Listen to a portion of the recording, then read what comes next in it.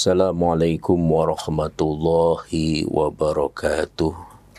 Bismillahirrahmanirrahim. Alhamdulillahi rabbil alamin. Wassalatu wassalamu ala asrafil anbiya'i wal mursalin Sayyidina Muhammadin wa ala alihi wa sahbihi ajma'in. Amma ba'du. Ikhwanul muslimin, muslimat, rahimakumullah. Para ulama merumuskan syarat diterimanya amal itu sebagai berikut. Syarat yang pertama adalah orang itu harus beriman. Beriman kepada Allah Subhanahu wa ta'ala. Karena orang yang tidak beriman kepada Allah, orang itu disebut musyrik. Maka orang-orang musyrik itu amalannya la yahbatunna amaluka. Maka amalannya ditolak oleh Allah Subhanahu wa ta'ala. Sehingga syarat diterimanya amal itu yang pertama adalah iman.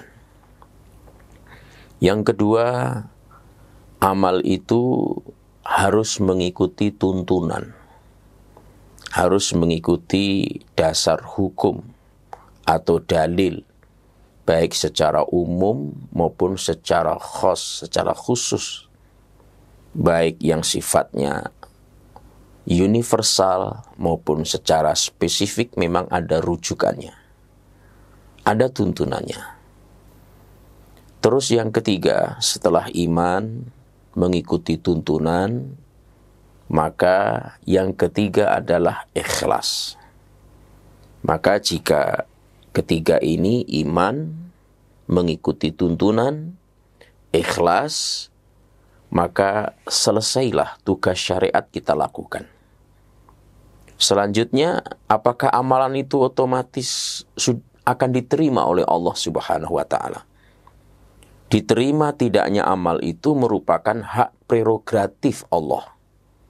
Tugas kita adalah memenuhi syarat administratif secara syariat, bahwa orang beramal itu syaratnya harus beriman, harus mengikuti tuntunan, ittiba, harus ikhlas. Itu syarat-syarat secara syariat. Sehingga diterima apa tidak selanjutnya, itu tentu urusan, otoritas, hak prerogatifnya Allah Subhanahu wa ta'ala. Rasulullah Muhammad SAW ternyata menyampaikan kepada kita, amal seseorang itu tidak akan menjamin seseorang akan masuk surga. Terus para sahabat bertanya, wala anta ya Rasulullah, apakah engkau juga demikian ya Rasulullah? Rasulullah Shallallahu Alaihi Wasallam menjawab, ya, saya juga demikian, kecuali ketika Allah meliputiku bifadli wa rahmah, dengan karunia dan rahmatnya. Jadi tentu ini gambaran kepada kita bahwa kita mesti harus melakukan berharapan kepada Allah agar syarat yang sudah kita penuhi dalam beramal itu Allah berkenan menerimanya. Itulah pentingnya ikhlas, itulah pentingnya ittiba, itulah pentingnya iman. Bukan saja itu, ada tambahan lagi yang perlu kita lakukan agar amalan kita setelah beriman, ittiba, ikhlas diterima oleh Allah Subhanahu wa ta'ala. Apa itu? Yaitu doa. Jadi doa ini sebagai pendorong agar amalan yang sudah kita usahakan sedemikian rupa memenuhi syarat-syarat syariat agar diterima oleh Allah Subhanahu wa ta'ala. Bukankah kita diajarkan doa, Allahumma inni as'aluka rizqan thayyiba wa ilman nafi'a wa amalan mutaqabbala. Ya Allah, aku memohon kepadamu rezeki yang baik, ilmu yang bermanfaat. Lalu permohonan yang ketiga adalah wa amalan mutaqabbalan, yaitu amalan yang diterima. Jadi berdoa, kita memohon kepada Allah Subhanahu wa ta'ala. Ini pentingnya amalan-amalan kita. Meskipun telah terpenuhi syarat-syarat secara syariat. Kita beriman, amalan itu ada tuntunannya, dan kita ikhlas, tetap kita memohon kepada Allah agar amalan kita diterima di sisi Allah Subhanahu wa Ta'ala. Mengapa demikian? Manusia sekelas Ibrahim alaihissalam, manusia sekelas Nabi Ibrahim alaihissalam yang digelari Bapak Tauhid, Bapak para Nabi, itu pun berdoa.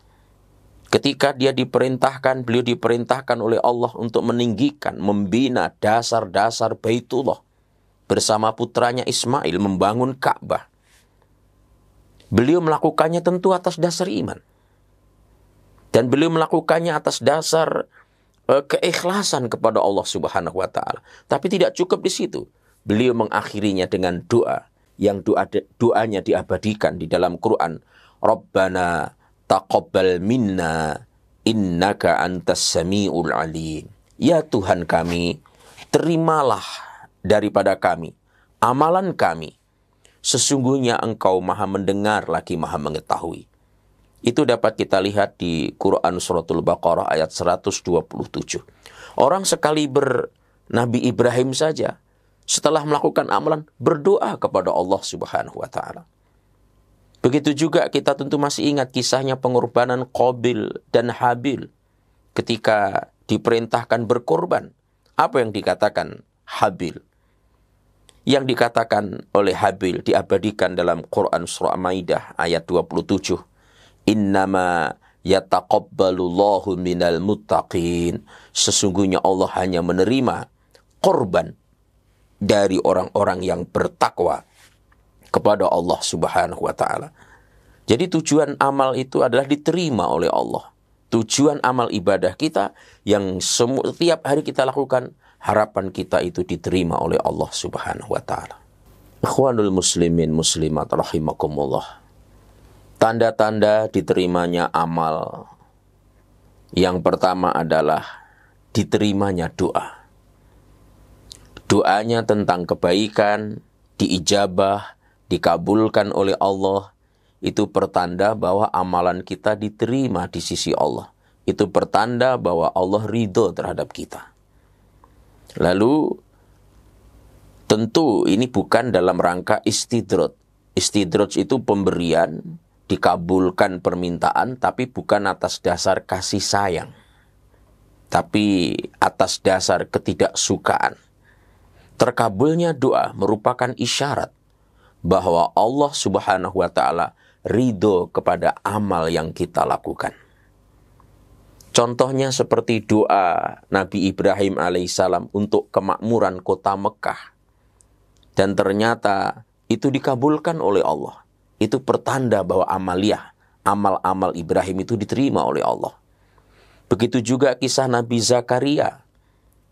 Ketika dia memohon agar diberi keturunan, meskipun sudah lanjut usia, dan ternyata doanya dikabulkan oleh Allah. Itu pertanda bahwa amal ibadah Zakaria diterima oleh Allah Subhanahu wa Ta'ala.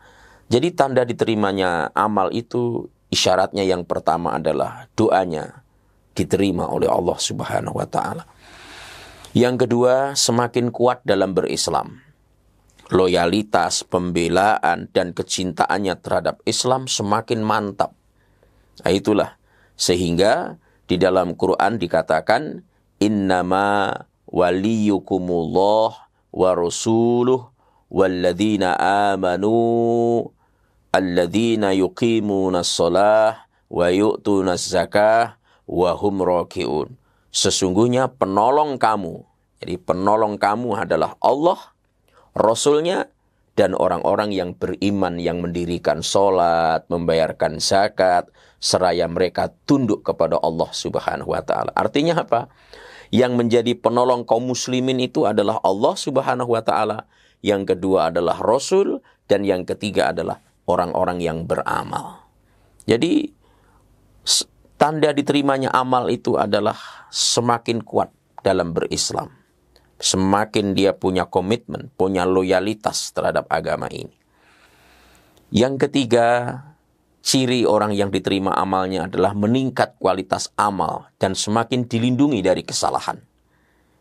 Orang-orang yang beriman, bertakwa kepada Allah Subhanahu wa Ta'ala, maka kepada mereka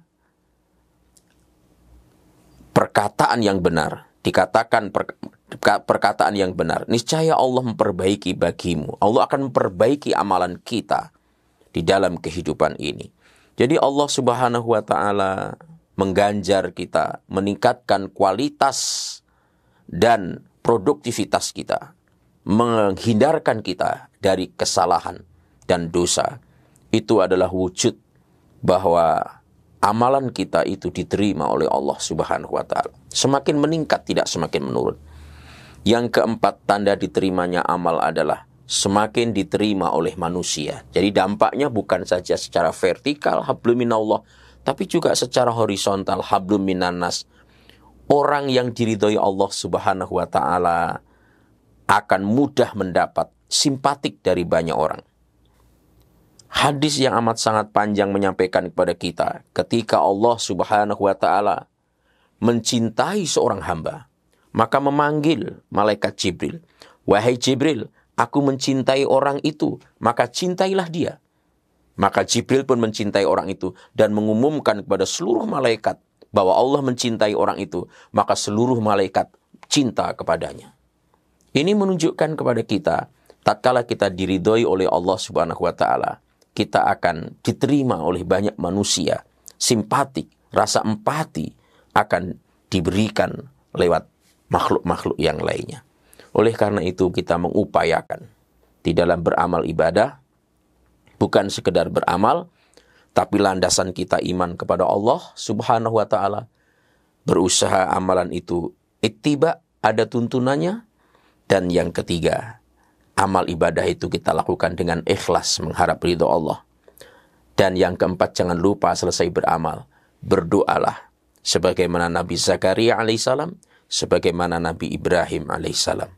Dan mudah-mudahan amal ibadah kita berharap dengan otoritas Allah diterima di sisinya, menjadi pundi-pundi kekayaan akhirat kita. Demikian, mohon maaf. Wallahu waliyul muttaqin. Assalamualaikum warahmatullahi wabarakatuh.